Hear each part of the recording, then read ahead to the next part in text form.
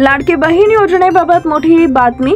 जुलै महिन्यात सादर करण्यात आलेल्या अर्थसंकल्पात एकनाथ शिंदे, देवेंद्र फडणवीस आणि अजितदादा पवार यांच्या नेतृत्वाखालील महायुती सरकारने लाडकी बहीण योजना घोषित केली। त्या अंतर्गत पात्र ठरलेल्या महिलांना शासनाकडून दर महिन्याला 1,500 रुपये देण्यात येतात। गेल्या 5 महिन्यात 2.5 कोटींपेक्षा अधिक महिलांनी या योजनेचा लाभ घेतला असून त्यांच्या खात्यात आतापर्यंत 7,500 रुपये जमा झाले।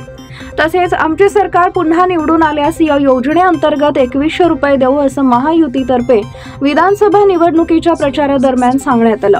या योजनेचा कोट्यावधी महिलांनी लाभ घेतला आणि महायुतीला भरघोस मतदान करत त्यांना पुन्हा निवडून दिलं। मात्र या योजनेची अंमलबजावणी करण्यात महत्त्वाची भूमिका असणाऱ्या त्या लाडक्या बहिणींचा अर्ज भरून घेणाऱ्या अंगणवाडी सेविका मात्र त्यांच्या मोबदल्यापासून वंचित राहिल्याची धक्कादायक माहिती समोर आली आहे।